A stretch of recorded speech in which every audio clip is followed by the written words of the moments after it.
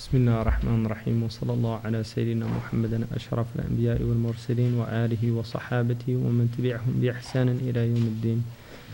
اللهم علمنا ما ينفعنا وانفعنا بما علمتنا وزدنا علما. ربي يسر لي أمري واشرح لي صدري واحلل عقدة من لساني يفقهوا قولي. Inshallah, this is a quick overview of what's known as al-Qawa'id al-Fiqhiyya, which is beneficial in terms of studying fiqh or the law in order to understand what the intentions behind the law are. So the first thing that should be understood is, although unlike the Mu'tazila, who were the rationalists, we do not believe that Allah subhanahu wa ta'ala, that He has to benefit His creation. The Mu'tazila said that Allah subhanahu wa ta'ala, that what He did had to be for the benefit of His creation. It was a wajib for Allah. Whereas we don't say that. Allah does it out of His bounty, not out of any obligation. So the first thing to know is that the Shari'ah and the Usuliyun, or the people of these roots, say that all of the sacred dispensations from Allah subhanahu wa ta'ala to the human are based on the preservation of 5 matters. All. So every Shari'ah that was given to the human being was in order to protect 5 things. The first of which is deen itself. Because the human being is a homo religiosus, he is a religious creature by nature. The human being is a religious creature by nature. Human beings will act out ritual in every culture. This is something anthropologists recognize. Anybody who studies human societies recognize that every society has rituals.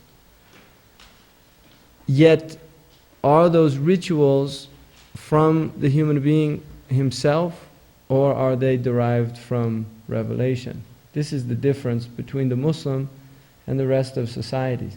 And I'm saying Muslim here in the ideal sense, because many Muslims around the world have fallen into ritual that is not from Allah, and Allah gave them no authority to do that. Many, many examples we could use from the Muslim world for those things. Now, some of them would go under what's known as urf, or customary practice.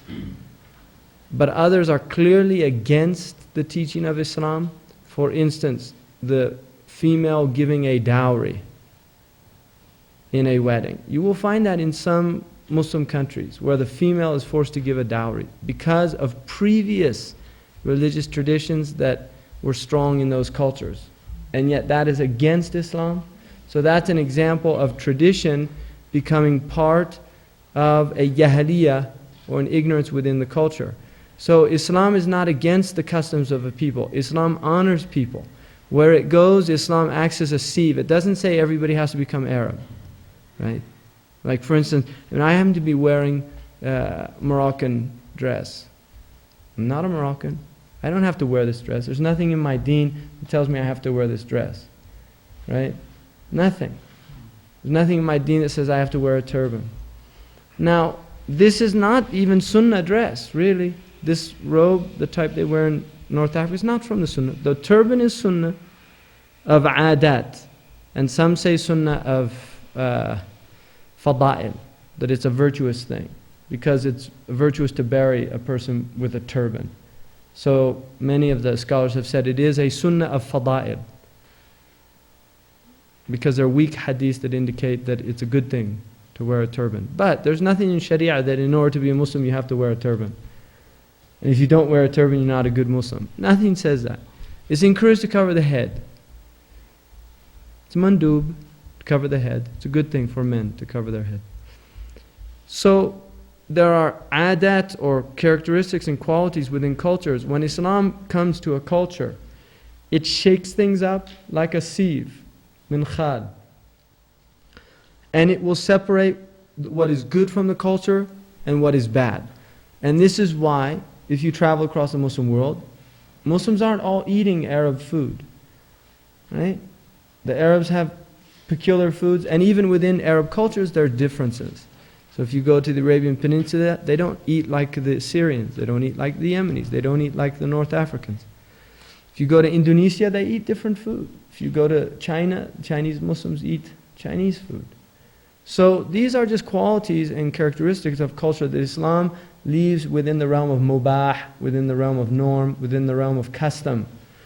But when the culture has a custom that goes against the teachings of Islam, then it is incumbent upon the people within that culture, when they embrace Islam, to relinquish those things and to abandon them. That's what the Muslim is commanded to do, to leave jahiliyyah, to leave the ignorance of the previous life. So when we do that, what we're doing is we're submitting to a teaching. And what we are saying, and this is the power of religion over the mind of the human creature. Because when a human being embraces a religion, what they are doing is they're recognizing there is truth outside of my experience. I recognize that truth and I'm submitting to that truth. And so a person who fully surrenders to Allah subhanahu wa ta'ala is willing at that point to abandon his previous or her previous worldview for the truth. And that's an amazing thing. And people have done it. Historically, people have done that. The human being can do that. If you look at when Islam moved to Africa, see, Islam civilized Africa in the same way that Christianity civilized Europe to a certain degree. Every culture is based on a book. It is the book that civilizes people. It is the book that brings consciousness to people. It is the book that humanizes people. And every culture has a book. And the book of Islam is the Qur'an. The book of the Muslim peoples is the Qur'an. So when the Muslims went to Africa, they went into cultures that had many, many jahiliyyah practices. And they abandoned those practices for the truth of Islam. But then the practices re-emerge. And this is an interesting phenomenon because we have to ask, where is this re-emergence from? Where is it coming from? To give you an example, I don't know how many people know about Burning Man. Anybody here know about Burning Man? Burning Man is a phenomenon in California that started, I think, about 10 or 15 years ago, where a man who had lovelorn troubles, he'd lost his girlfriend or something, and somebody told him, we should do something to get your mind off this. So they decided to build a 40-foot man of wood and burn him. Like, whatever gets you through the night, right? So they did this, and they took this huge wood man to a beach in San Francisco, and they reassembled it. And there was this huge man, and then they put gas and lit it on fire. And suddenly everybody on the beach came, and it happened to be the time of the solstice. All these people came onto the beach and they recognized something amazing is happening here. In fact, one woman actually put her hand into the fire and got severely burnt, touching this burning man. And this became a ritual that was repeated now every year. The last one that was, I think, is somewhere near Barstow or something. There were over 20,000 people there. And it's like a Dionysian. It's become like this cult, Dionysian cult. In New Mexico, there's the Zobra, all these types. It's the Dionysian cult. They go and they dance naked, and it's a very, very strange thing. But the Burning Man is Wicker Man. You see, the pagans in Europe used to do this same thing. Build this huge man from wicker and fill it with offerings to their pagan gods and burn them. It was a ritual they did around the solstice. So where does that emerge from? For the Muslims, we would say this is shaitan bringing back his gifts to the culture. Really, there's something within the human condition where these things re-emerge again and again. And the thing about shaitan, which is interesting, is he is not original. Shaitan doesn't come he's always coming with the same thing. They slightly change and there'll be variations of them and things. But they're basically similar things. He brings a type of jahiliyyah to peoples. And for some reason, although there are similarities around the world, there are going to be different ones for different cultures and different peoples, because peoples are not the same and they're different. So this same phenomenon occurs within the Muslim cultures. A jahiliyyah re-emerges that had been absent. It's almost like it went to sleep and then somebody wakes it up. And the Prophet cursed the one who wakes up a sleeping fitna. In other words, fitna can go to sleep, but it doesn't mean it's not there. And it can be aroused. So, the Shari'ah is the protection for us. This is what protects us. Allah says, if you disagree about a thing, فَرُدُّوهُ إِلَى اللَّهِ وَرَسُولِهِ. Take it back to Allah and His Messenger. ذَلِكَ خَيْرٌ. Right? That's better for you. Right? وَأَحْسَنُ تَأْوِيلًا. And that's the most perfect of interpretations, of understanding. So take things back to Allah and His Messenger. What does Allah and His Messenger say here? Now when we submit to Allah and His Messenger, what we are submitting to is we are submitting to the fact that Allah and His Messenger know what is good for us. Allah knows what is good for us, and He taught His Messenger what is good for us, and His Messenger communicated to us what is good for us. The Prophet ﷺ said, I did not find any evil except that I warned you about it. Nor did I know of any good except that I showed you the path to it. That's a blessing from our Prophet. Everything that He prohibited us to do, He did it because He knew there was harm in it for us. Everything that He told us to do, He did it because He knew there was good in it for us, and Allah is the one who taught Him that through Jibreel alayhi salam. So to understand Shari'ah is to understand that this is for the benefit of the human being. And the first and primary benefit is the preservation of the true deen with Allah, which is Tawheed. The deen is Tawheed. The Shari'ah will differ, but the deen is Tawheed. And this must be preserved within the human community. What Tawheed does is it frees people from the chains, from the yoke of creation. And the free man in Islam is not like people in this culture think. People in this culture associate liberty, right? It's a Latin word, liber, free. Liberty with freedom. They associate this idea that I'm free to do what I want. Now the problem with that argument is that if the person is doing what their nafs wants, they're not free. They're a slave. That true freedom is doing what Allah subhanahu wa ta'ala wants. That is freedom by definition in Islam. The Abdullah is the only real hur. That's the only free human being. Is the one who's a servant to Allah and no longer a slave to himself. And the one who is a slave to himself is not free and will never be free until he's freed of himself. And this is why in the Arabic language the word for freed slave is also the word for master. Mawla. Mawla is from the adadad. It's from the words that have an opposite meaning. Mawla is a master, like we call Allah Mawlana. Mawla is master, and Mawla is freed slave. So the freed slave is the one who is a master of himself. That is the freed slave.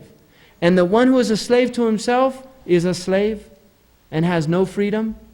So no matter how much freedom they give people in this culture or any other culture, if they're out fornicating, if they're out chasing their personal passions, if their passions take them to destruction, if their addictions take them to destruction, they're not free, they're slaves.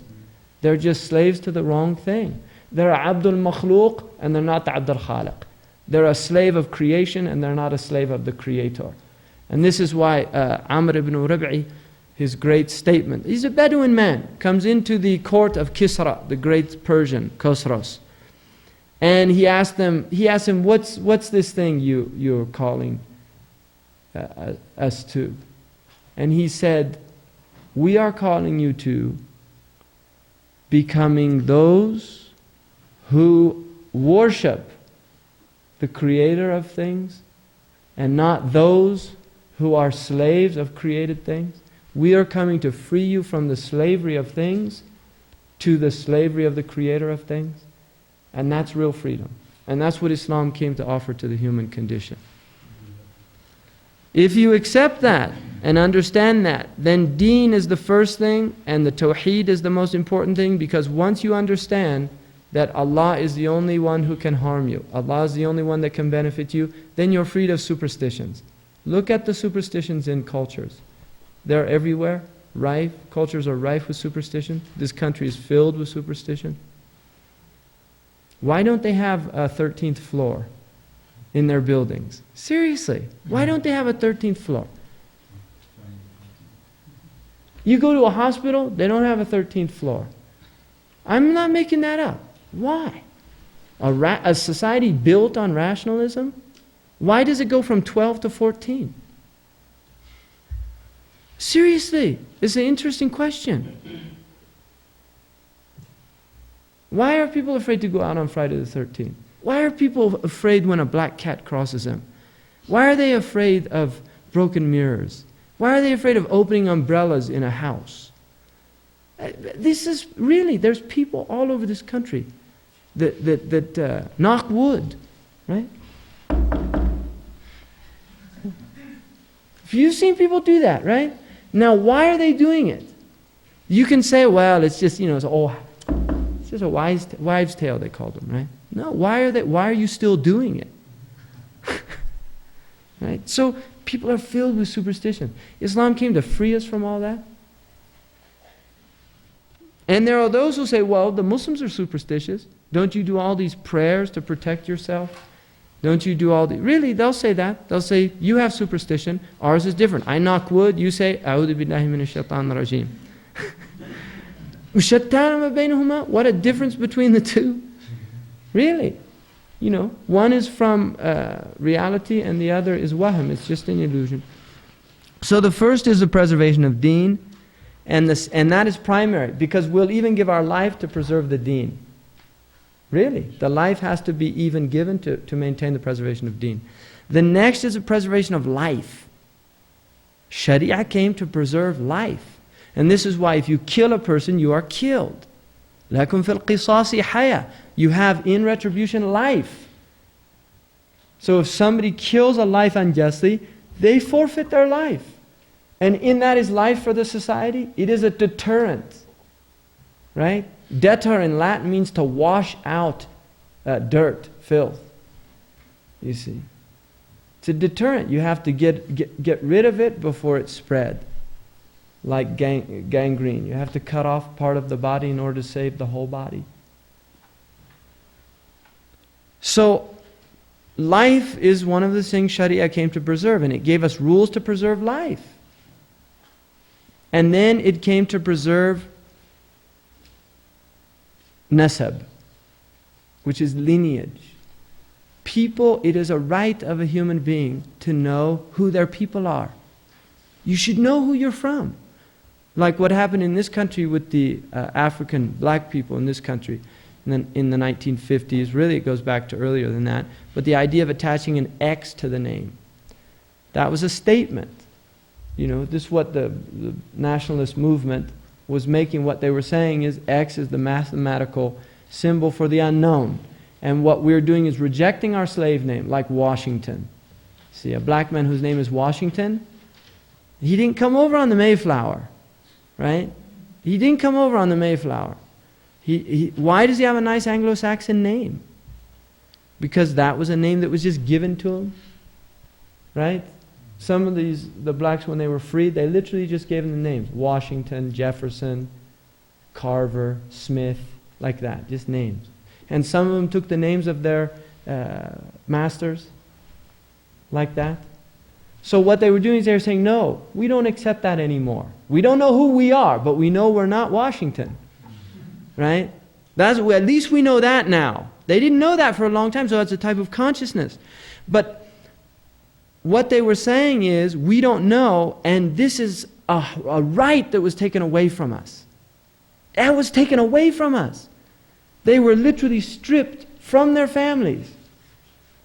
And that was erased from their consciousness. Because children were taken from their parents and sold into slavery. And this is what happened. This happened in this country. So a human being has the right to know his lineage. who he is, who your father is.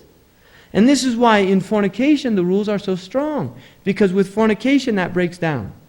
And this is why a woman who bears a child out of childbirth, even if the father is quote unquote known, that child does not, out of wedlock.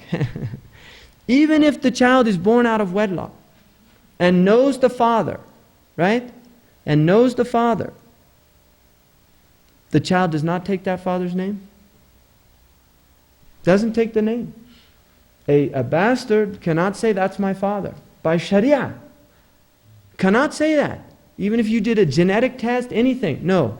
Ibn Zina has no lineage. By Shari'ah. None. Why?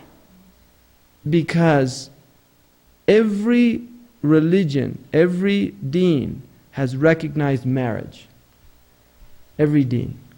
Marriage is the way lineage is preserved. The Muslims are polygynous and not, they are not polyandrous. Because a woman will not know if she takes more than one husband, who is the father of the child. And you can't say, oh, well, we could do a DNA test. 80% of the world doesn't have telephones. Right? You know, DNA tests aren't cheap. They cost a lot of money. Right? 80% of the world doesn't have telephones.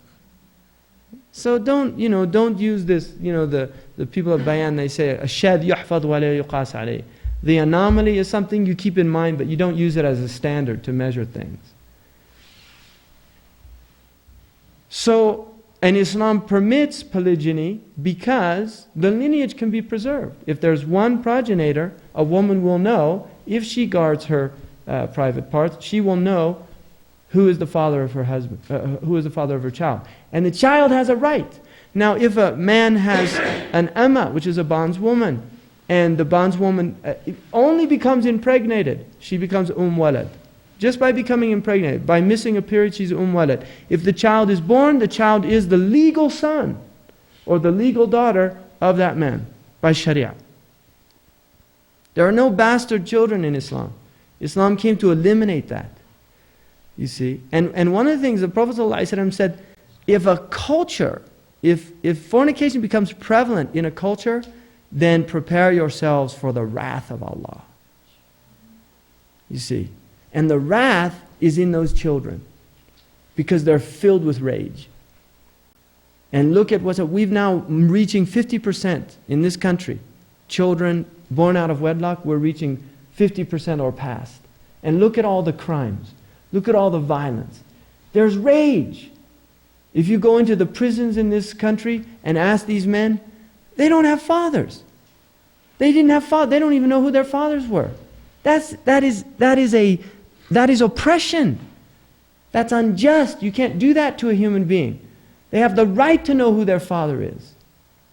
And so Islam came to preserve that right through the prohibition of fornication and through the guidelines of Shari'ah in proper marriage. And this is why Islam recognized any marriage outside of Islam. If two people become Muslim, they do not have to renew a marital contract. Islam recognizes marriages of other deens.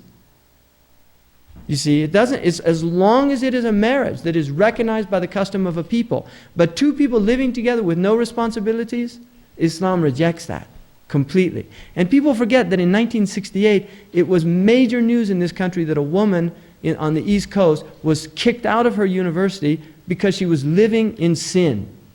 1968, kicked out of a university because she was living in sin. People forget how quickly morals have changed in this culture. There was an article in News and World Report about fornication, premarital sex. And what they were saying was even conservatives won't condemn adult consensual premarital sex. They'll condemn teenage sex, but they will not condemn consenting adults, because everybody's doing it, the article said. Well, why should the children, why should the teenagers not do it if that's their example? You see? Why? And everything in this culture is saying have fun, enjoy yourself. The media is showing it, promoting fornication. Most of the television sitcoms and the films, They don't have relationships. Marriages are usually dull and boring on television, uninteresting. It's soap operas. What's exciting is illicit relations. Really? This is what they're seeing, and this is what they're being conditioned to believe. What would be the proper name for the child to call their stepfather? They keep their father's name. They can call the stepfather, what they want, nickname or whatever, but they have to understand that the stepfather is the stepfather. He is not a legal father. He's actually only a guardian. He's not a stepfather. We don't even have that term. We do not have adoption. And the reason for adoption is, see what happens. If I adopt a child, and my last name is Hansen, and that child takes my last name, 3-4 generations down the road, they forget that there was an adoption. And suddenly they think that's their lineage. So lineage is maintained in Islam. Islam abrogated adoption, did not allow for adoption. The Prophet ﷺ adopted Zayd, called him Zayd ibn Muhammad. It's okay to foster for... And fostering is, the Prophet said, I and the one who takes care of an orphan are like this in Jannah. You put these two fingers together, it's one of the highest things you can do. Right? Kafiru yatim is one of the highest things you could do, to take care of people that don't have parental care. One of the highest things in Islam you can do. But you cannot say, this is my son, this is my daughter. That's a lie. That's a lie. They are not your son and daughter. And they're not your stepson, not your stepdaughter. You say, this is my guard, this is my, ward. Right, exactly. It's my You ward. said that the Prophet did...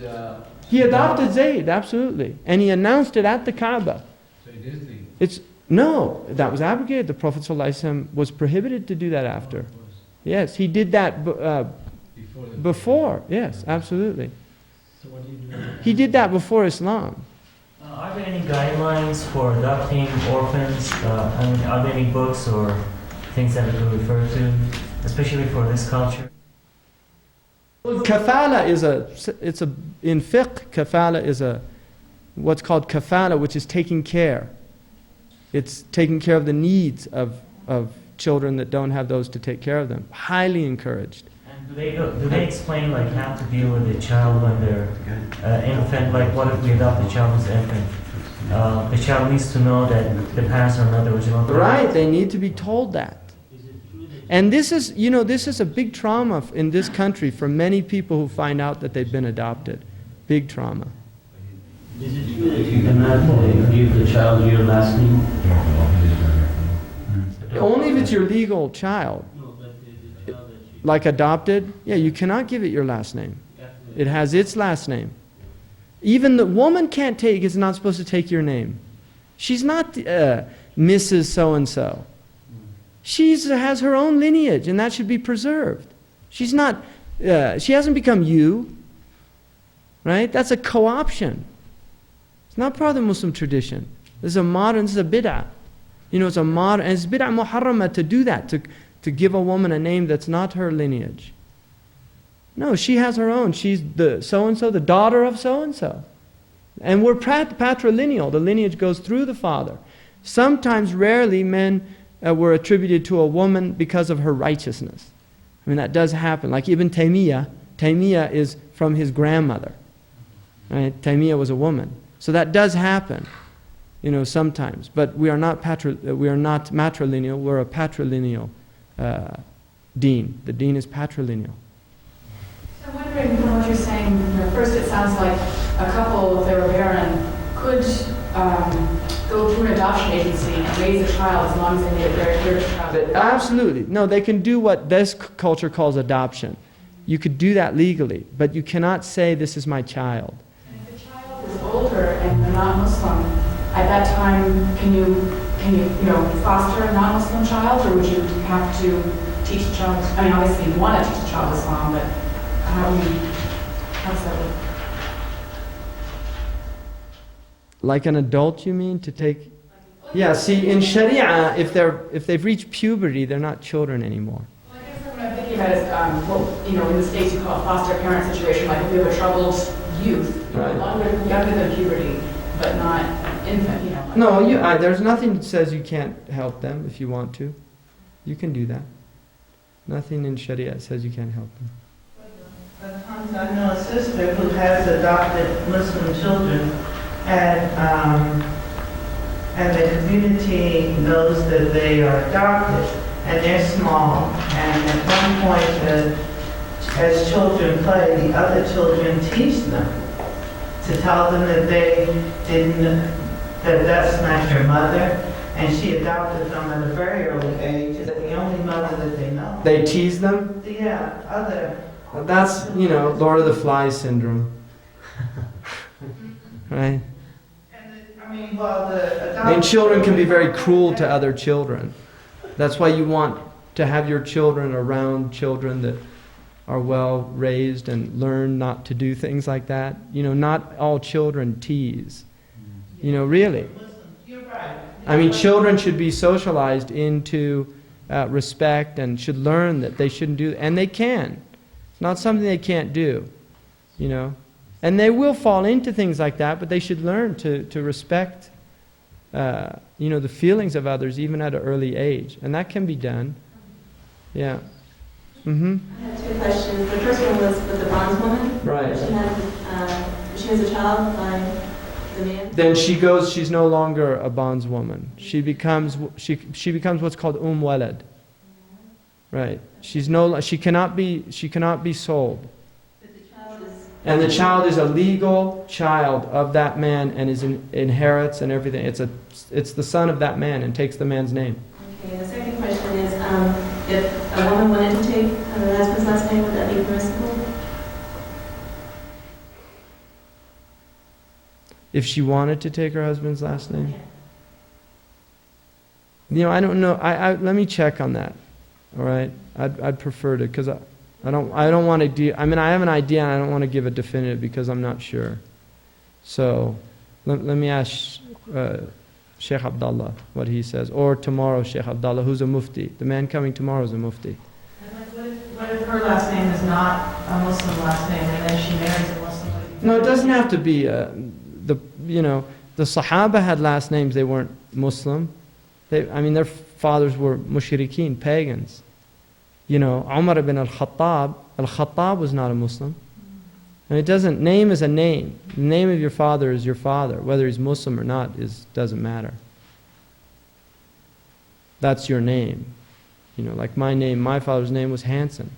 That was his father's name and his father's name and his father's name. Goes back to whoever the first Hans, it means John, right? Son of John, Ibn Yahya.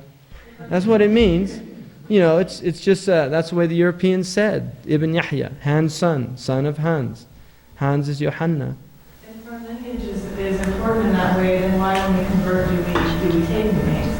Oh, that's a first name, which is a choice. You don't have to take a Muslim name. If you become Muslim, you don't have to take, I shouldn't say a Muslim name, I would just say you don't have to take an Arabic name. Right? There were many cultures where they didn't all adopt Muslim names. You still go to Shiraz, we have a Shiraz here, we have a Shir. Shir is a Persian name. We have Mihnaz. Many names right? There are many names. Persian names are very common. Even some Arabs name their women Persian names. You'll find Persian names in the Arab communities, right? You'll find Turkish names in the Arab world. That's just something, in many cultures when you convert, even within the Christian tradition, you often took a name. Like even within the Catholic tradition, when you go into an order and you read your vows, they often took a name of one of the righteous, the pious ancestors, so that they would become their name might have been Christopher or whatever, and then they take their vow, they become Paul, or they become Peter, or they become, even Paul's name was Saul. When he converted, he became Paul. So this is just a tradition within many cultures. The Prophet did not change people's names unless they were bad names, because one of the rights of a child is to be given a good name by the father. So if he found somebody's name was inappropriate, he would change it. Like Shaqi means wretched. He said, no, your name's Sa'id, which means happy, felicitous. That's all. So if you want to take a name, you can take a name. If you don't want to, you don't have to. And there's an interesting book called Dawah in America, written by a Christian missionologist, which is people who study conversion. And he's actually not a Christian, he's a researcher. And he was doing this as an academic exercise. And one of the things he said in there is that he studied the reasons people convert, and I think he identified about 10 dominant reasons, and he said that Islam was uniquely the only religion amongst the religions that Americans convert to that had all 10 of the reasons. And he said, so he had to deduce from that the Muslims were just doing a really bad job at presenting their religion because they had so few conversions. But one of the things he said is he felt that Americans would not convert if they felt that they had to take Arabic names, right? And he actually felt that Muslims should, if an American does become a Muslim, they should just keep their American name. That was his idea, anyway. I mean, he's not a Muslim, but it's an interesting concept, you know. So.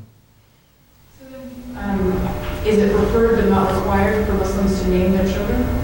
You don't have to name your child an Arabic name. Nothing in Shari'ah says that you have to name your child an Arabic. There are good names to name because of who the people were. And the Prophet definitely said, خَيْرُ الْأَسْمَاء مَا عُبِدَ وَحُمِدَ. The best names are those that have abd in them or have praise, like Mahmud, Hamid, Ahmad, Muhammad, sallallahu alayhi wasallam. Those type names. Hamid, right? Those are the best names. And Abdul Rahman, there's another riwayah that's Abdul Rahman. But you could, if you were Greek, you could name your child Demetrius. There's nothing in Sharia that says you can't do that, right? I actually thought about doing that for one of my sons. I didn't, but I thought my grandfather's name was Demetrius. You know, I thought about doing that. You know, Demi. Demi. Sounds too much like demon. So, you know, that's, Nasab is important. First name, as long as you give them a good name, you know. Jurayj is a name that comes in the hadith. And Jurayj is George. And the Prophet praised a monk whose name was Jurayj. And you will find some Muslims that had that name, historically. George, Jurayj. Right? Jurayj is a Greek name, Yorgo. Right? So it's in the hadith, it's in a sahih hadith, Jurayj. Prophet, he was one of the people that, you know, the infant spoke to because, you know the story of Jurayj, the monk? These people were very envious of him. And so they wanted to destroy his reputation. And so they paid a prostitute to go to his monastery, because he was a very righteous Christian. And she came at the night and she said, I don't have a place to stay, will you let me in? And so he was, you know, his humanity was there, but at the same time he was worried, because monks flee the world, and women, you know, that was symbolic of the world for monks in a lot of ways. So, but his humanity, you know, the spirit of the law overrode the law. And so he let her into the monastery. And then she tried to seduce him. And he would put his hand into the candle to remind himself of the fire. So he did not sleep with her. But she went, and then on the way back she failed. But she met a shepherd on the road back. And she seduced him, and she became impregnated. And she claimed that Jurayj seduced her. So the people went and tore down his monastery.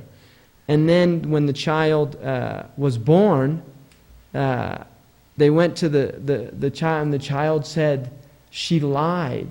The child in the cradle said, she lied. I'm the son of the shepherd. And so they knew that Jurayj he was such a righteous man. That was a miracle that Allah gave to prove his innocence. And so they built him a monastery with gold, and right? People are pretty horrific, right? Whoops, sorry.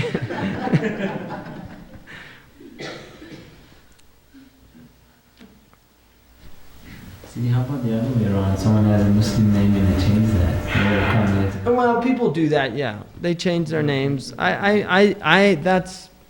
pretty sad. Let's put it that way. I don't know if you could actually say that would be haram to do that, unless he changed his last name, which is prohibited. In fact, the Prophet said that anybody that called themselves by other than the name of their father, that he was free from them. He had no relation with them. That's one of the things you cannot do. So somebody, whose last name was, like Zain al-Abidin, and he changed it to Smith or something like that. Can't do that. But if his name was Muhammad and he came here and he changed it to Mo, that they do that, things like that, right? What if he was a non-Muslim and he changed his last name to a Muslim name after he converted? Well, when I converted, my father's name was, and my grandfather's name were Joseph. And I asked my Shaykh if I could be bin Yusuf. I asked him that. And he said that I could do that. So I don't know. Allah Ta'ala alam. But I went back to Hanson. So for a long time, that's what I went by. I Arabized my name, and then I just thought, I'm not an Arab. So there's no reason why I should have an Arab name. As I kind of matured and got older, You're young, you're kind of zealous. And would you recommend for someone to change their last name if they convert? No. No? I wouldn't. In fact, I really have reservations. I don't think they change their name at all. I don't, legally, because I have more problems in the Muslim world when they go to visit with a Muslim name than they would with a non-Muslim name, unfortunately. So, because I've had that, I've suffered because of it. I've been denied entry into countries with an American passport simply because I had an Arab name in my passport. And I watched Americans go in next to me, right? So I just, why bring yourself that trouble? There's no reason why you should do that. There's nothing in Shari'ah says you have to change your name. If you want to take a Muslim name, that's perfectly fine. I don't think it's a bad thing. I think it's probably a good thing. Just the first name though, right? Yeah, the first name. I wouldn't change the last name personally. Again, these are just, but if you're denying your father, that's wrong to do that. When you were talking about African Americans earlier, because they received slave names, Mhm. does that make it different in their case? Because that technically is not their... Yeah, that's a good point that you're raising. I think that's a very valid point. And I would have to think about that, maybe ask some people about that. But I think that's a really good point. In that case, do they possibly choose to... I think that's what a lot of people do, like Malik, Malik Shabazz. He took that name Shabazz, and his wife Betty took that name as well. It would be difficult to trace that name or something back to your forefathers. Yeah. So lineage, right, is preservation of lineage. And then preservation of wealth. Property. That is a right. It's a human right. And, it's interesting, all property is theft. I mean, what a piece of sophistry that is. All property is theft. Because you can't have the concept of theft without property. Right? There's no concept of theft without property. All property is theft. Right? Yeah, that was one of Marxist ideas. All property is theft, right? The idea that everything should be communally. Communal property. One example that I've come across relating to that is a Muslim man, actually it was a man married to a Muslim. He was not a Muslim. She was a Muslim, and she was taking money without him knowing it from his wallet or things like Right. that. He was very upset about it. But the question came up, well, because for her, the money within the family was not property. It was she felt that it was the family. Communally owned. Communally owned. Community property. Yeah. Is that true within the family? Is that No, not at all. Isn't the hand cut if one of the spouses goes into a locked thing owned by the spouse? No. That's very hard to, within families there's completely different, yeah. But Hind came and said that she used to take property from Abu Sufyan without him knowing. And the Prophet, because he said Abu Sufyan was a miser. And the Prophet ﷺ said, take it with him knowing. Take what you need. That you have a permission, you have a right to the amount that you need. But he should know about it. So that was the fatwa. Radiallahu anhum jami'an. So the idea that of preservation of property is that theft, the rules applying to theft, the cutting of the hand, that is radical. Right? The cutting of the hand is a very radical concept. Now, it has to be from a hirs, it has to be, like if we left something outside, like I left my bicycle outside unlocked, right? And somebody took it. It has to be in a place that's recognized as that you cannot go into it. If you leave something out for people, that is not a hirs, that's not protected area or protected space. And it's interesting, I'll tell you something really interesting about Shari'ah. If I go to Hakim and he's got a bunch of money in his hand and I start fighting him, beat him up and take his money, there's no cutting of the hand there. That's called ghasab, a ghasib. The cutting of the hand is it's when it's done furtively. It's very interesting. I mean, the idea is that if you're a ghasib, there's more, it's less dishonorable. In other words, at least you're giving a person the opportunity to fight for his property. But if you steal it from him without even giving him that opportunity, it's like you've reached the depths of depravity. No, if you hurt them, then there's diyat. There's diyat. There's blood money, and there's retribution. That's different. But somebody what they call a mugger, who comes and takes, as long as they don't have a weapon. If they have a weapon, then that's actually the worst form. That is armed robbery, which the punishment is death. You see, armed robbery is even if they don't kill anybody. If a man goes into a store with a gun and points that gun at a person, then the punishment is death. In fact, very severe. It's one of the worst things you can do. Because the one thing that people should feel within a society is security in their being. That is the most important thing, is feeling a sense of security, which is protection of self.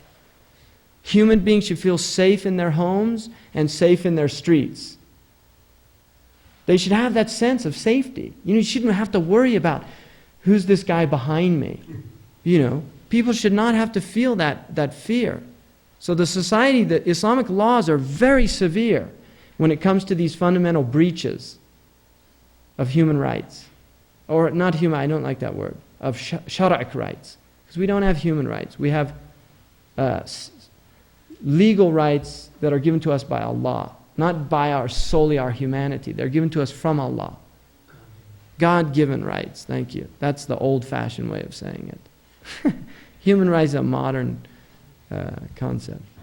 The idea of parking meters and making people pay for a space for a certain amount of time. Yeah, that would go under maslaha. I mean, technically, the government could do that if it was seen as a maslaha. Traffic laws generally go under the rules of masalih al-mursala, which is where there's public benefit. So technically, because the reason there's traffic laws is to protect people's lives. So by the Shari'ah, you should follow traffic laws. You should follow traffic laws by Shari'ah. In fact, some of the muftis have said that if you purposely go through a red light, you should say astaghfirullah. Yeah. Because it's endangering other lives, and those laws were established for public safety.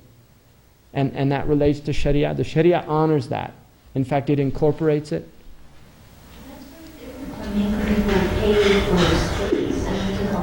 I know. And we're in the Bay Area, and it's really bad, right? Because making people pay for parking spaces, right? When I was young, we used to, the old days, right? We used to go downtown, And, you weren't supposed to, I can't remember what they called it. What do they call that? Loitering or, right? We used to put money into the meters and just sit, in the parking space and say, hey, we rented this place.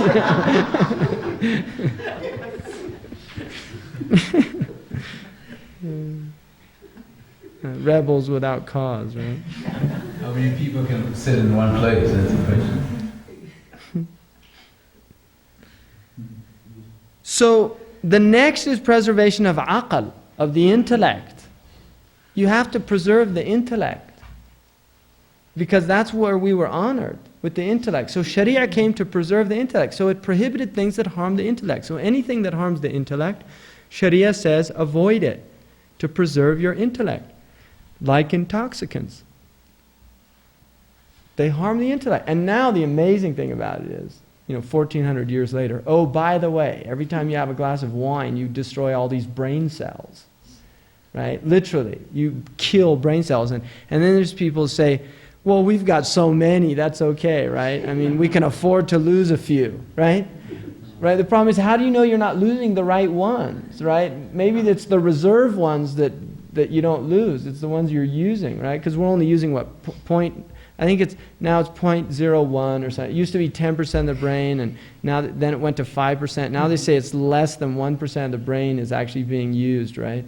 Latest I mean, these are theories, obviously. But the reason they got that information is because they had people that were hydrocephalic, who had literally less than 5% of normal brain mass, born with that. And they had normal IQs and went to universities and got degrees. Right? With literally less than 5% of what the brain mass that we have. And I really think in some ways, Allah Ta'ala alam, this is purely speculation. I have absolutely no evidence for this. But I think in some ways, what they call a fath from Allah, an opening, like I think people like Abu Hamid al-Ghazali, they were probably given just massive amount of intellect. It was opened up for them. People like that. Because you wonder, how these people could write what they wrote. Man writes 400 books and, just the things that they knew. And just sitting with some of the people I've sat with, like Murad al-Hajj, who's mastered, he's mastered around, 15 sciences, that just one of them, if you master that in your lifetime, that is a major accomplishment. I'm not making that up. Just the Arabic language, if you mastered that in a lifetime, nowadays, that is a major accomplishment. Because these so-called doctors, PhDs in Arabic language, they have nowhere near the mastery of these people in the desert. Really, they don't. So, you just wonder, what is all that massive cerebral power to do that? Some kind of opening from Allah. It's an opening, quite literally. Allahu Ta'ala. So where did we go? We said the light, the deen, nafs, right? Nasab, wealth, and intellect. Those are the 5. Now there's a 6th one which is called the ird, and honor, which is added often. And most of them put that under nasab also, that it's your lineage is part of your honor. But here, these are the rules that prohibit slander, calumny, accusing people. This is why, even if you see a person, you go into a room and there you see 2 people, they're not married, and something that shouldn't be happening is happening. It is haram for you to go and tell anybody. Haram. You have to veil them, and that relates to their right to honor. And part of the reason that you veil people is because if people become known for doing wrong things, tawbah is harder. Do you see what I mean? Because people will always see them as, oh, that's the guy that used to own the liquor store. Seriously, he might have made tawbah, but people will still bring up that years later. And I've seen this in Muslim communities. Somebody will literally make tawbah, and yet it will be brought up, Oh, by the way, did you know he used to own a liquor store? Right? So what about this Qadi thing and 3 witnesses and 4 witnesses? 4 witnesses? if you veil it, so we don't talk about that? We don't want to press charges if there's witnesses? No, you don't want to press charges. You want to veil people. Four simultaneous witnesses is not. Almost impossible. That's a. But if it is happening, you still want to veil it? Yeah, it's a public How act. could you be veiling that? That has to happen Public in act. public, yeah. 4 people, and you have to, 4 people that actually see penetration. And the way it's described in the books is like the, you know, the kuhul, the kohl, the oud, the stick that goes into the kuhul bottle. It has to be like the kuhul, the stick into the kuhul bottle, or like the bucket into the well. That has to be seen by all 4 people. Can't just be a man on top of a woman. I mean, it's, I don't know. I think, you know, if somebody came into the room, the first thing they do is, whoop, you know, shut the door and get out of there. They're not going to start going and investigating. Right? Let me make sure I'm seeing what I'm seeing is really happening. I just don't imagine that. And you have to have a very strange person that's going to, you know. I mean, the Shari'ah is there to veil people. It's not there to expose people's faults. And the Prophet didn't want to hear it. A woman came and confessed to him. You know, one man went to Abu Bakr and he said, I committed fornication. Abu Bakr said, did you tell anybody? He said, no. And he said, then don't tell anybody. Make tawbah. It was still bothering him. He went to Omar. Look what Omar said. Did you tell anybody? This is from the same school. Did you tell anybody? He said, Abu Bakr. What did he say? He said, don't tell anybody. Why are you telling me? Don't. Say astaghfirullah and don't tell anybody. And it was still bothering the man. He went to the Prophet ﷺ, and the Prophet had the had punishment established, you know. And in the one riwayah of the woman who was stoned, who confessed, she was stoned after giving birth, after nursing her child for 2 years. She still came back, and she was stoned. And somebody mentioned something about her, cursing her, and the Prophet said, don't curse that woman. If her blood was spilt across this city, all of the people in the city would be forgiven. You know. In other words, that is a real tawbah. Right? So, and that's the thing, is those people wanted the punishment in this world, not that they, because if you have the had punishment, that's it, in this world, it's finished. Whereas if you don't, you're in the Mashi'ah. Do you see what I mean? They were worried about, is this tawbah going to be accepted? So, and historically there have been very few people that have been punished. And another thing about Shari'ah, in confession, if a person leaves the pit, you have to stop. If they get out of the pit by their own volition, then you have to stop. You can't continue to stone them. What about somebody who's stealing? There's a pit in which they're stoned in. And if they leave the pit, the people have to stop. They can't stone them. They only stone them as long as they stay in the pit. If they leave the pit, they have to stop. Because confession is, Allah Ta'ala anam. Is that complete gate? That's had, yeah. What about somebody steals? If you see somebody stealing, do you veil them or you scream? Well, if you know that they've stolen. You see somebody... No, you should stop somebody if you're able to. You should stop them from stealing. You scream... Stop, thief! Yeah. You do that. Yeah. Sariq, sariq. They're not tied down in the pit or held down? No. That's up to the... Yeah. Very few people historically have been killed that way in the Muslim world, really. Very few people. And it was not a common. There's probably more nowadays. Like Arabia just does it too. That stuff, I don't want to go into that. Yeah, there's no had punishment now. There cannot be had without Khalifa. Khalifa establishes had. There's no had punishment. And the other thing is, you can't establish had punishment in places where you have 80% unemployment. I mean, you can't, the Prophet said, "La qat'a fi majaa." There's no cutting of hands when there's famine. Shari'ah is, you're not trying to harm it. It's when you have healthy society, that's when the hudud are being implemented. Not when societies are totally dysfunctional. I mean, I've heard people say, no, that would be impossible to do in America. Well, that's true. You have to radically alter the American society before it's ready for Shari'ah. Right? Really. It has to be completely, radically altered. Understandings have to change. I mean, people need to be honored. People shouldn't go hungry.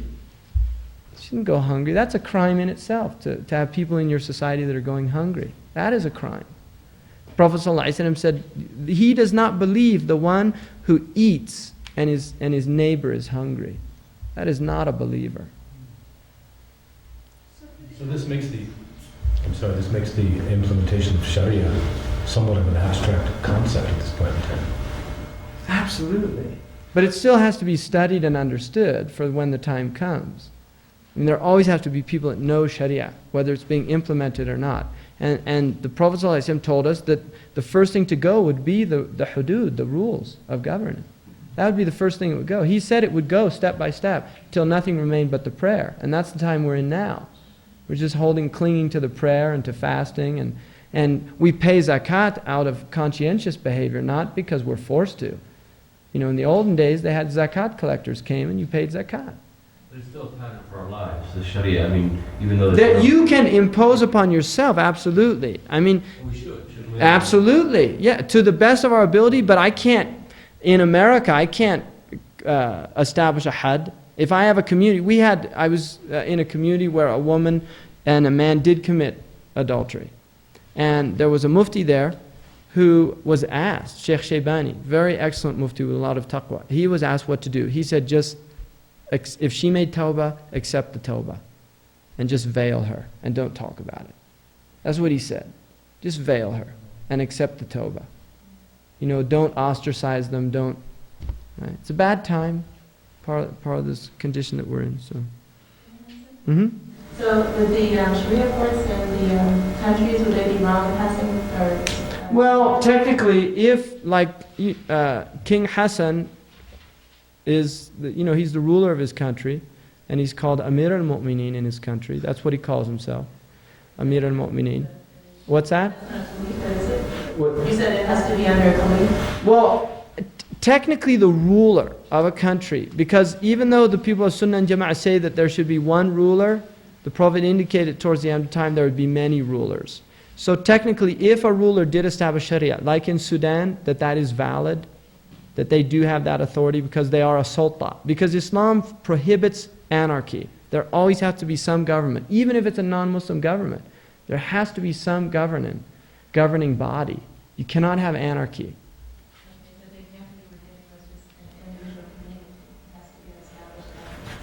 Yeah, you can, see, there's some communities in this country that want to establish had. They can't do that. Then it becomes vigilantism. And who are they to do that? They don't have the authority by Sharia. Allah did not give us that authority. I mean, I can't just declare myself Khalifa of California, and take bay'ah with me, and then if somebody does something wrong, I tell some of the brothers, go out and, whip them. I can't do that. Right? I can't do that. In California, anything's possible. Right, in California, right?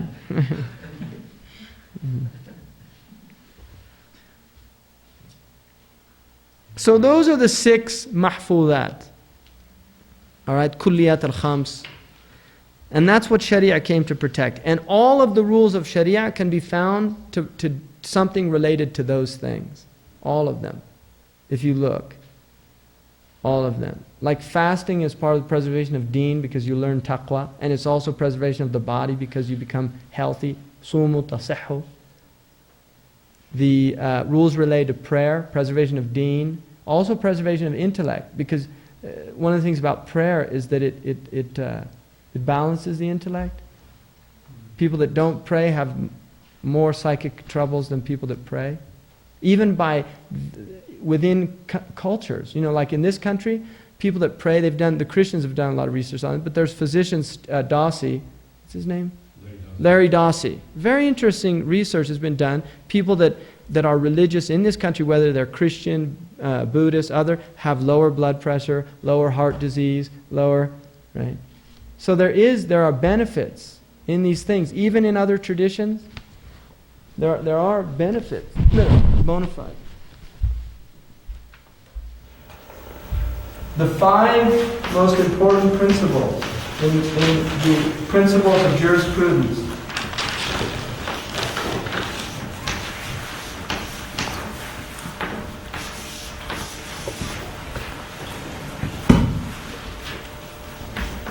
The first is that matters are based on the intentions behind them.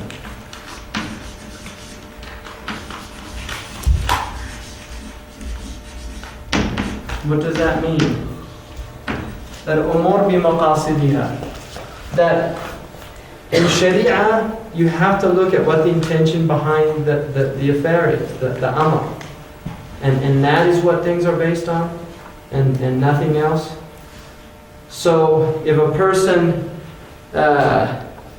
says, Anta tariq, inshaAllah, you're divorced if Allah wills, that you have to ask the person, what did you mean?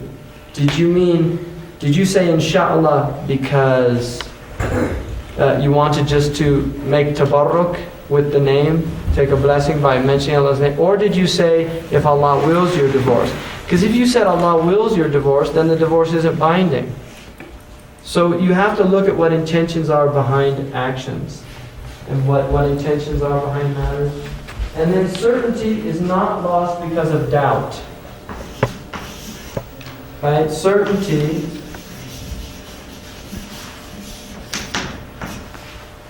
is not lost due to doubt.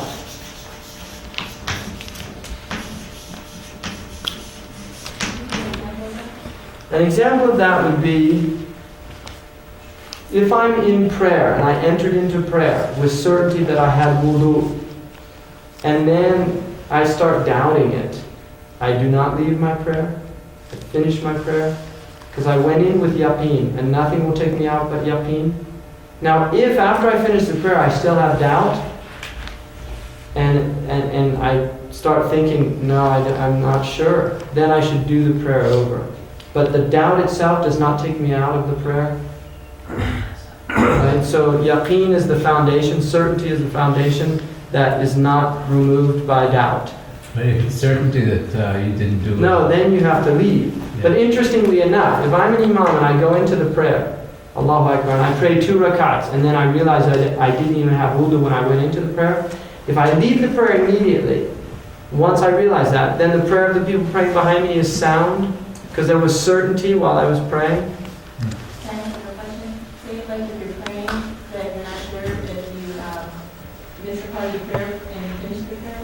Yeah, that's a good point. Then what you do is you build on certainty. So that's a good example. Certainty is not removed by doubt. So if I prayed, I'm praying my prayer, and then I'm up and I say, is this my 4th or my 3rd rakat, right? Well, then what would you do? You would base it on 3, because with 3 you have certainty. So you base it on 3 and you would pray an extra one and then do the forgetful prostration. So you go back to wherever it was that you had. Exactly, the last certainty that you had. What if you end the prayer? Then you would get up and finish. If you said salam and you're still sitting in the same place and you have doubt, if it was 3 or 4, you get up and do a 4th one. So if the imam leaves, what happens? Somebody else has to go and become imam at that point? They don't have to. The imam can there's 3 possibilities. The imam can do what's called istikhlaf, which he pulls somebody from the group, or the group can push somebody forward if he doesn't, or they can all pray on their own. Can the imam come back? You know about the man. He was doing the prayer, then he realized that he didn't have wudu. So there was a very righteous looking man in the front line, and he pulled him ahead. And he went, he did wudu, and he came back. The man still hadn't done anything. So he went up to him. And he said, "What are you doing?" He said, "I'm saving your place."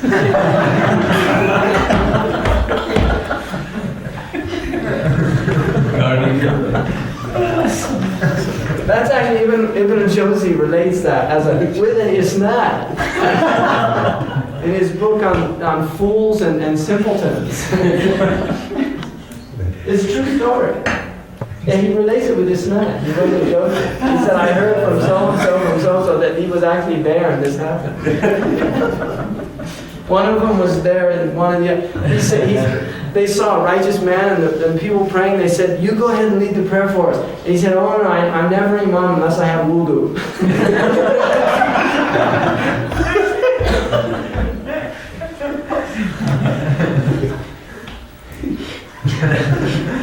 So the next one is called difficulty necessitates facilitation. Difficulty necessitates facilitation. In other words, al-mashaqqatu tajlib al-taysir. If there's difficulty, the Shari'ah says things need to be made easy for people. Because Allah, yuridu bikum al-yusr, yuridu Allah bikum al-yusr. Allah doesn't want difficulty for you. He wants ease.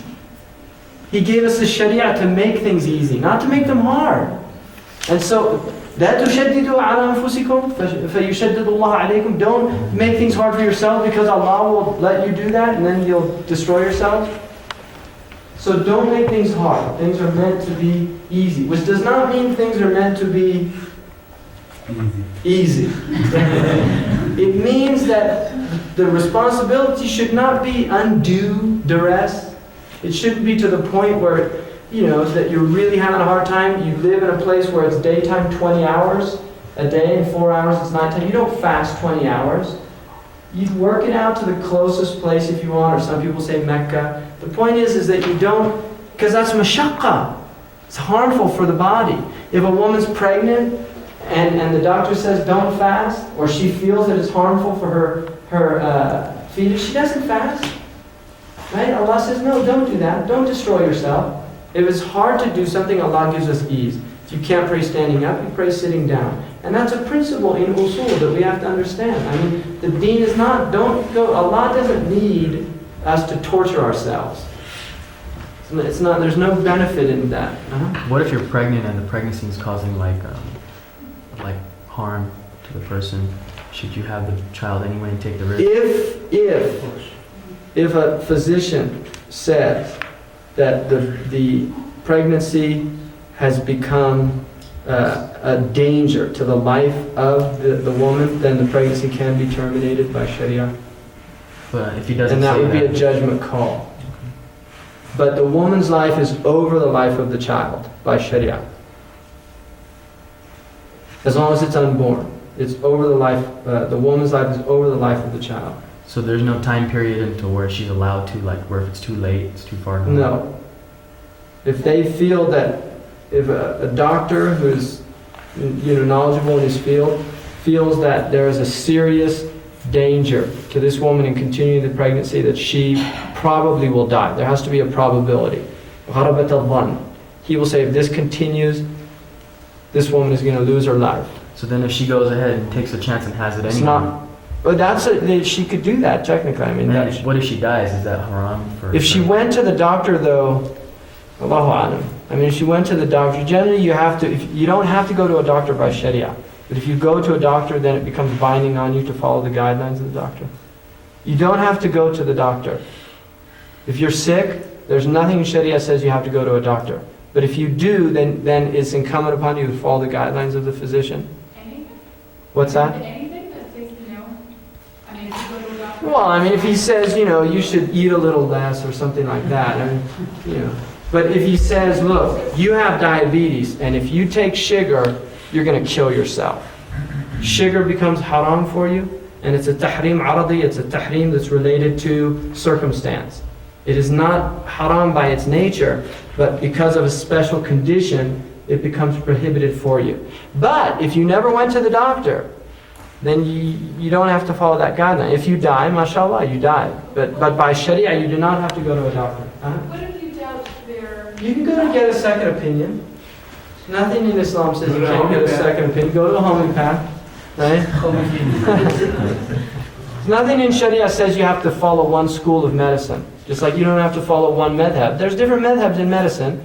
Chinese madhab, right?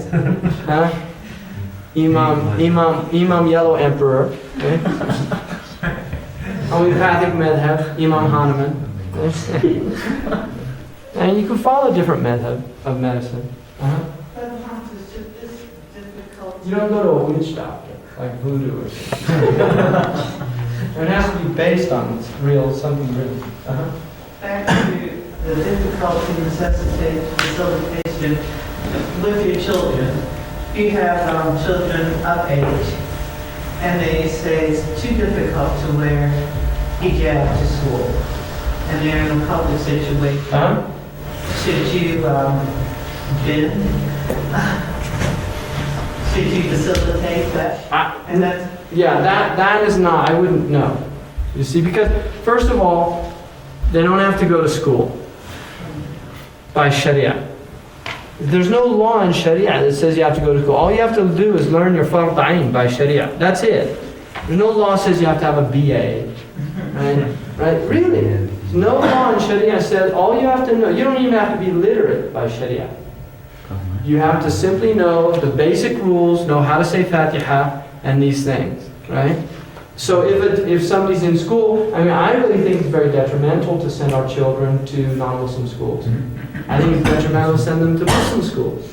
I think schools altogether are detrimental. Right? Now, some people say I have very radical ideas about education, but that's where I am. Sorry about that, you know. And I'm not. My opinion is just my opinion.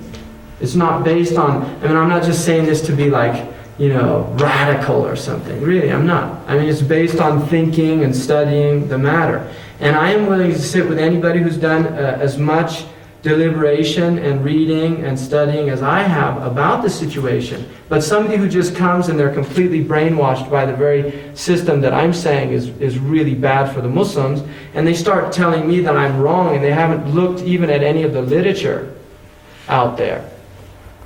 I don't, there's no basis for argument, there's no basis for discussion, right? I mean, somebody, you know, I had a friend of mine, he's a hardcore technologist, and I told him, look, let me give you some books. If you read those books, we can talk about this. But if you're going to come to me with your ideology, I know what your ideology is. I've studied it, and I'm not convinced. But I've studied people from, like MIT, you know, Langdon Winter, he's a professor of the philosophy of technology, you know, Jacques Ellul, others, who have very serious critiques about technology. Which is not saying all technology is bad, but there's questions there, there's philosophical implications to technology. If you're willing to do the studying and research, then we have some grounds for discourse. But if you're just going to, you know, tell me you're wrong and I'm right, no.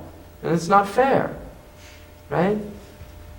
You know, opinions have to be based on something. It just can't be, you know, no, you have to base it on, it has to be founded. And I'm perfectly willing to admit, I know, and I am with absolute certainty that, you know, I make a lot of mistakes. My judgment is not, you know, it's not soundproof. No, I make mistakes. I could be wrong, right? I could be right.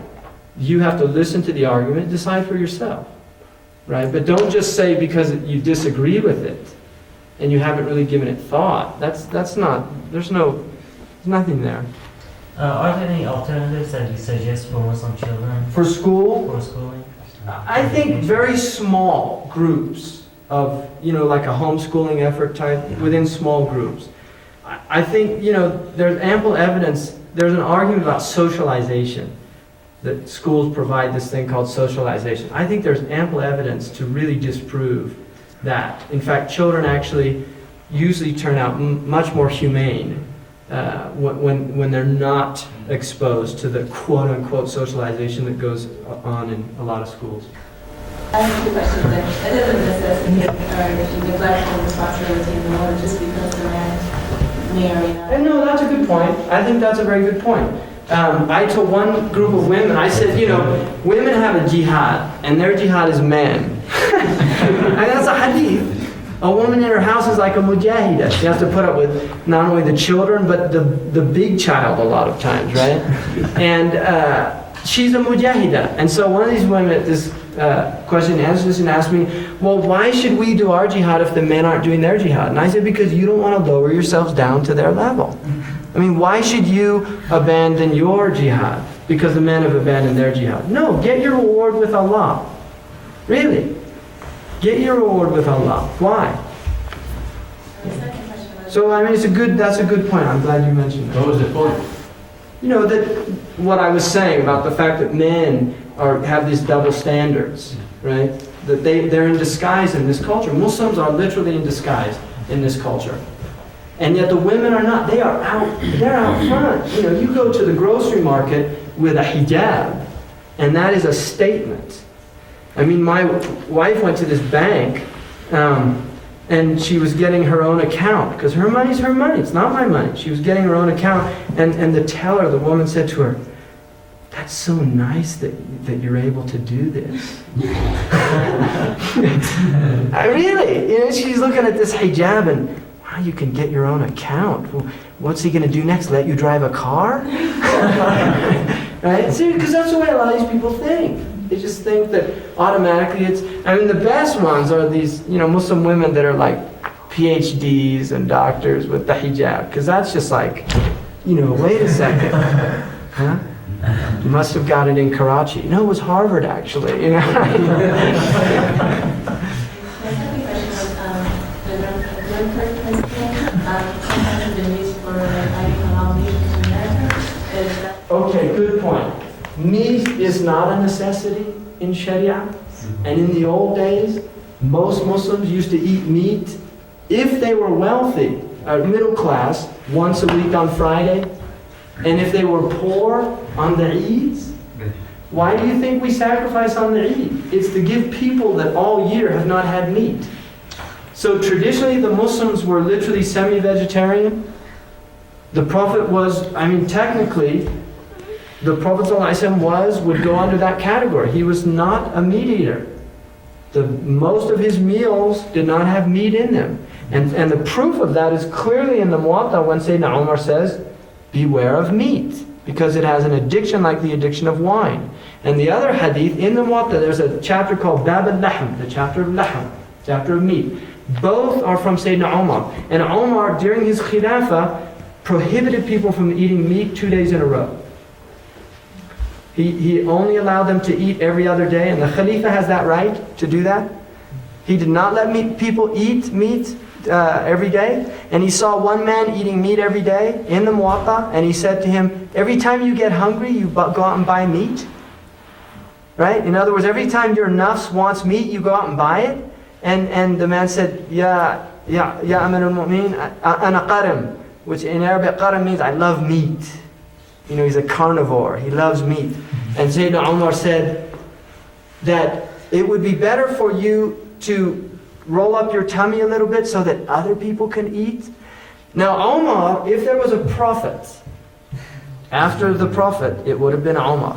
And that is really verging on prophecy, that statement. Because if you study modern meat industry, you will find out that a lot of the famine in the world is a direct result of the overconsumption of meat in countries like the United States and Canada and Europe. Because the amount of grain that is needed to produce 1 pound of meat, right, is much greater than the amount that you need to produce grain itself. So, and beef in particular. I mean, I really recommend Rifkin's book Beyond Beef, because I mean, it's an extraordinary book. You know, it's interesting. Baqarah is also, you know, chapter of the Qur'an. Kill the cow. Because beef-eating societies are, you know, just have massive impact on the environment, on natural resources, on all these things. And traditionally, the Muslims were not cow eaters. They were sheep and lamb when they did eat meat. Which, I mean, meat is not, cow meat is not, you know, it's not haram, it's not makruh. So I'm not saying that. But What was the author? Jeremy Rifkin, it's called Beyond Beef. I'm wondering what your opinion is about the argument that, particularly like in high school situations or sometimes on the job, that Muslims are interacting and are forced to interact with people of the other gender. And then when they come into Muslim circles, they have no interaction with people of the other gender. And that maybe there would be some benefit for Muslims in Muslim circles to have respectful interaction, because otherwise, particularly like in the high school situation, they start dating non-Muslims. Right. Because that's who they learn, that's who they get to know. Right.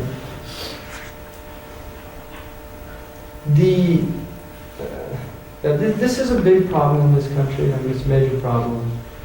The delaying of marriage is a problem by Sharia, because it's better for young people to marry early.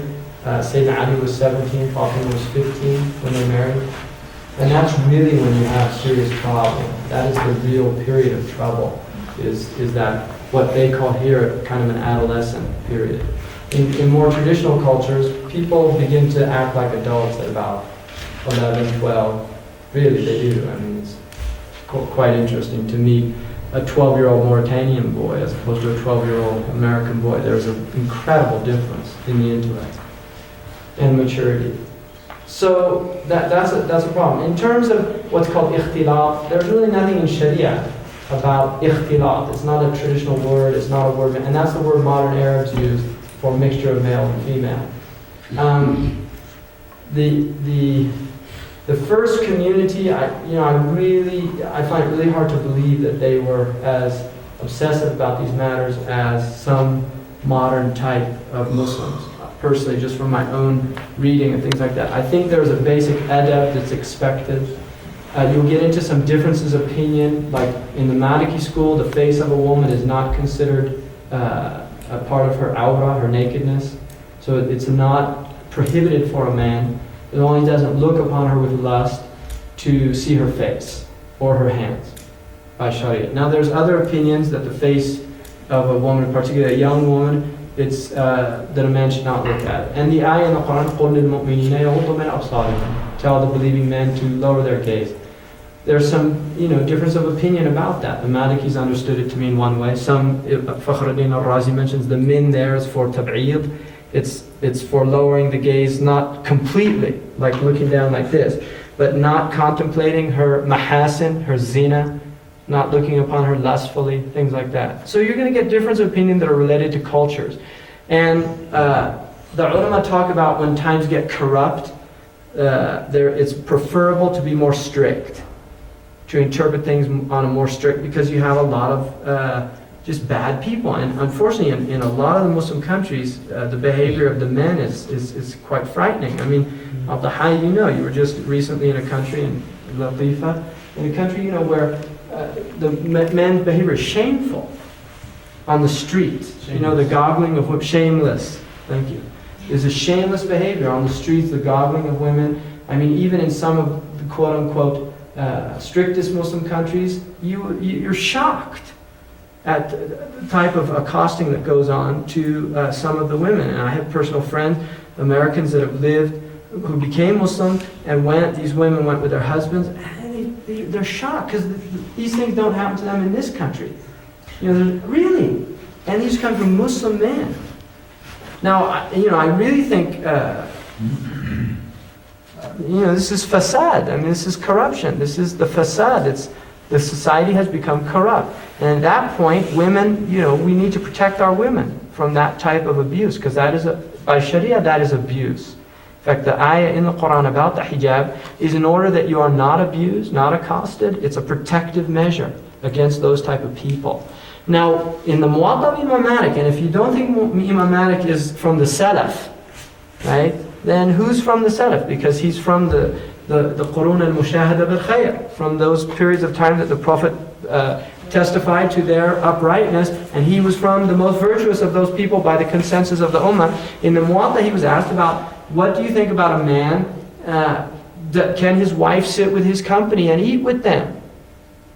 And Imam Malik said, I don't see any harm in it if they're correct, if there's adab. They don't become frivolous, there's not, improper intimacy, there's not, right? And a woman can come in to the gathering and do these things according to Imam Malik radiallahu anhu, as long as there's some basic adab done. So, I think you beware of extremes, I mean, Imam al-Busayri says, beware of the two extremes of satiety and hunger. And then he says, and maybe hunger in many cases is worse than satiety. In other words, to go to the extreme of deprivation is often worse than going to the extreme of overindulgence. So if we become too Puritan, right, this is what happened in this country. They became Puritans. And boom, now look at the country. We've gone to the complete opposite. Muslims are balanced. We're the middle people. If you have this type of Puritanism in a culture, what happens is it goes to the opposite. And people become, so in our quote-unquote most Puritan of countries, pornography is a major problem, the accosting of women is a major problem, rape is a major problem. I mean, this is a reality.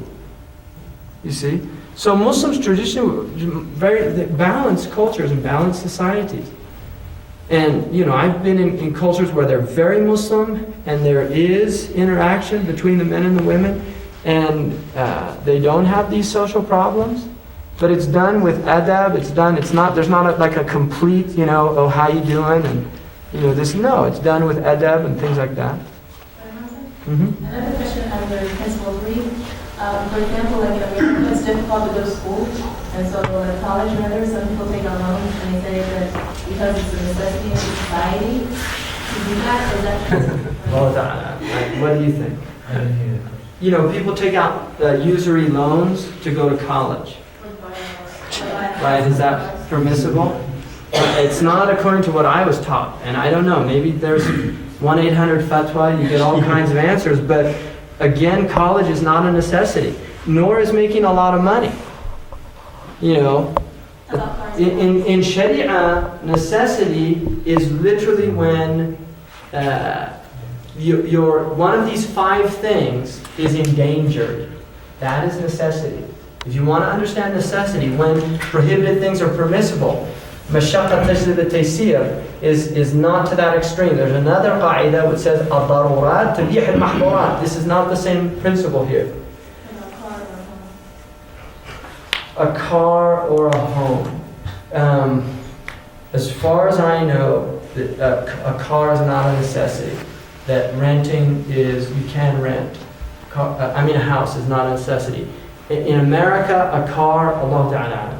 I mean, I think there might be a case for people in terms of livelihood, being able to support their family and things like that. Allah Ta'ala. I don't know. So I'm just going to say I don't know about that. I really don't. I don't know.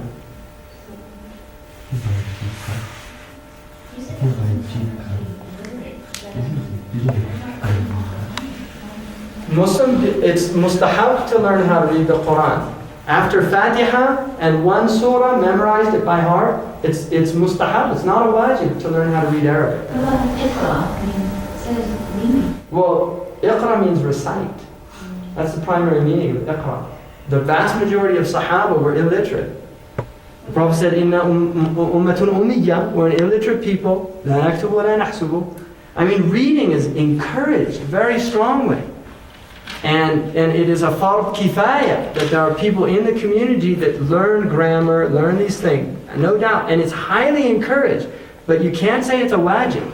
In other words, an illiterate person is not in a wrong action. They don't have to make tawbah from being illiterate if they learn their fard ayn through oral teaching, which is traditionally how much of the teaching in Islam was done. Many women, very righteous women historically, did not know how to read or write, but they knew their fard ayn and things like that historically. As far as like the university or college, is it considered to seek knowledge? Okay, seek knowledge in that. Whenever you see knowledge, alif lam, seek knowledge, al-ilm, it is talking about Shari'ah knowledge. Now that includes fard kifaya. In other words, there has to be enough people learning the kifaya sciences. So that seeking medicine, there has to be a group within the community that is fulfilling these obligations, but not everybody. So is it the community's responsibility to ensure the provision in order for them to get education, or is they can allow to take out loans to provide that service to the community? Well, I mean, I don't know. I don't know too many people that are going to university now as to fulfill a fard kifaya. And the proof is they don't know their fard ayn. And you cannot seek a fard kifaya until you learn your fard ayn. Right? So they're just deluding themselves. Right? And to give you an example, in the Bay Area, there's one doctor to about every 100 people. In Mauritania, there's one doctor to every 10,000 people. Right? So a Muslim going to California to practice medicine, he's not fulfilling a fard kifaya, believe you me. Does the point of difficulty depend on individual, or is it determined by? No, there's rules. I mean, The mashaqqa is clear when there's undue duress. And in certain situations we know, like if you're traveling and you're finding it difficult to fast, then you can break your fast. Some people could handle different levels of certain kinds of... And it would be on at the individual level, absolutely, that's a good point. It would be based on an individual. Some people can endure things that other people can't. I mean, to give you an example, Shaykh Khatri, when he was here, he had an eye operation. The physician wanted to give him anesthesia. He refused it. And he's a Bedouin they're tough, and he's an older man. He said, I don't want anything that affects my intellect. And he asked the doctor, is it going to affect my intellect? He said, yes, but it's going to hurt. He said, I can stand the pain. I don't want something, I'd rather bear the pain than have my intellect affected. So they actually did a cataract surgery without him having, and the doctor was amazed that, he was amazed that he did, but I mean, I lived with those people. I saw a man, this really heavy camel loaded, stepped right on his foot and just walked, and he just, like that, just kept walking. I was like, How do you say you need to follow the doctor's wishes? What's that? No, the doctor gave him a choice. He said, you don't have to do this, but I'm highly recommending it. Yeah, had he told him, I will not do the surgery unless you do this, then and even Shaykh Khatri said, I don't mind going blind because blindness is a kafara for wrong actions. So he said, I don't mind. If I go blind, that's Allah is purifying me of wrong actions. He said, in fact, he was worried about getting his eyesight back from the cataract surgery and the lens replacement. Because he said, he realized the cataract, it's like kafara. And so he's kind of, that's a level of taqwa, mashallah. The Prophet said to Dawood, use medicine, it's not a good thing. Now, the next one, the fourth, is called harm is removed. Al-darar yuzad. Harm is removed. Now, this is a really important. To give you an example, it is prohibited for us to expose our nakedness. But if there is a reason, because out of fear of harm or actual harm that's present, then we can expose our nakedness to a physician, for instance. So if we find like a lump, if a woman finds a lump in her breast or has pain, she can go to a physician and expose that. Now, if it was a Muslim woman, then that's still all right because the breast is not naked for her, right? But if it was a non-Muslim physician, there was no Muslim physician in that area, then this is an example of ad-darar yuzad, right? That you have to get rid of harm. So it's permissible to do things that, in order to remove harm from people. There's a difference between Muslim woman and non-Muslim woman as far as nakedness? The nakedness of a Muslim woman to a non-Muslim woman is the same as her nakedness to a non-Muslim, to a man. Yeah. Her nakedness to a sister is the nakedness of a man to other men. Between the surra and the rukla. I think it's the same in Shafi'i. Yeah. A Muslim woman should wear her hijab in the presence of non-Muslim women. Yeah, she should not wear her hijab. Except if it's a family, right? Family's alright. Non-Muslim family. What do you say, Shaykh? It's your mother. it has the same hukum here. Hukum doesn't change. Yeah. So it's the same. It's same hukum. And there's a difference. Islam makes a very strong separation between kufr and iman. It's a barrier that's put up. Hijab means barrier. That's what it means. It's a barrier. None of my family is Muslim, and I live with my sister, so it would be a difficult thing to always open up. At least living with me, and there would be something. Let's wait till Shaykh Abdullah comes tomorrow, okay, to do that. Because I don't like giving Shari'ah opinions. Too much responsibility. I'm not copping out. I don't feel qualified to do it.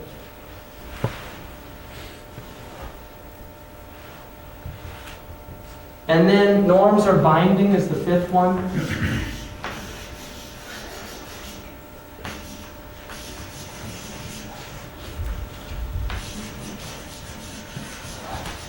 In other words, the Sharia recognizes norms within a society, what's called urf and ada. And for instance, if it's an urf in a culture, to say, for instance, the way they divorce would be like a word that maybe the Sharia doesn't mention in the books, but that's the norm in that culture. Like to say, you're free, right? Anti harra. And that's the way they say you're divorced, then that's binding. You can't say, I didn't say anti taliq, right? He used a local customary practice, and that is binding if So if you say it in English, it's even if it's in English, Right. you know? Like here it's, we're through. Right? In America, we're through. That's it. We're through. Right? That could be binding if that's the intention. You know, this marriage is dissolved. It's over. So, and that's why a qadi has to know the language of a people. He has to know when a qadi comes in, he has to understand the people's psychology. He has to understand their mentality. Imam al-Shafi'i said when he was in Iraq, they had a very, very high level of discourse. And then he went to Egypt. The Egyptians were less sophisticated than the Iraqis, and he said, I had to take my, nazaltu fa nazaltu fa, he said, I went down and down to explain things more clearly to them. Because in Iraq, he was talking at a level, the Iraqis were very sophisticated, cultured people. When he went to Egypt, they were, more simple. It's not saying there's anything wrong with that. How do you say that we can wait till Shaykh Abdullah, who does not understand this culture, comes here? No, he knows it very well. He's lived here. In fact, 4 years is the time. I thought the Shaykh Abdullah from Mauritania. No, I'm gonna tell him all about it. Oh. Yeah, but like Shaykh Abdullah, if you live in a place 4 years, right? Isn't it 4 years? Nisbah. I didn't mean him. Like Shaykh Abdullah used to be al-Ahsa'i, right? Means he's from al-Ahsa. Now he's al-Portlandi, because he lived in Portland for. It's where you got the Al-Portlandi. That's what the Muslim would say. No, these five, is there any order if there's a conflict? I mean, each one of them have different qualities. There is something related to what's called darurat, hajiyat, and tahsinat. And that is how things are categorized. There are things called necessities, and those are things in which the 5 kulliyat are jeopardized. And in that position, that's always above hajiyat. So for instance, food is a necessity, and that's why it's permitted to eat pork if you're dying of hunger, because pork is from is pork is from hajiyat?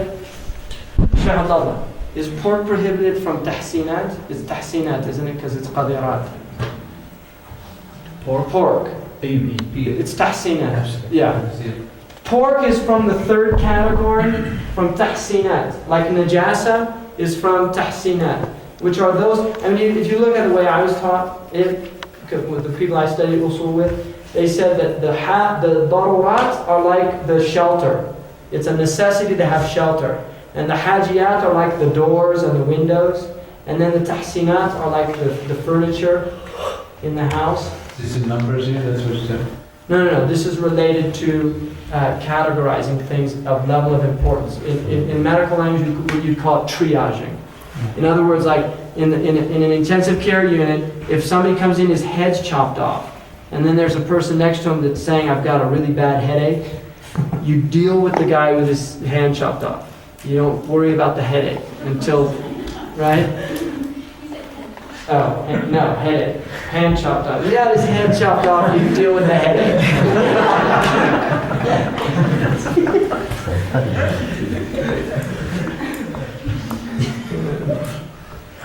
So, what time is it?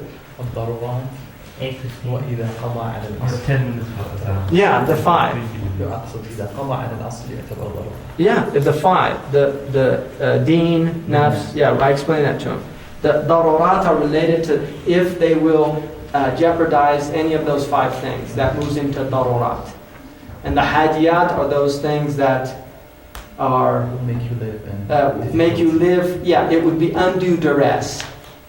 And then the tahsinats, it makes life it's just not enriched.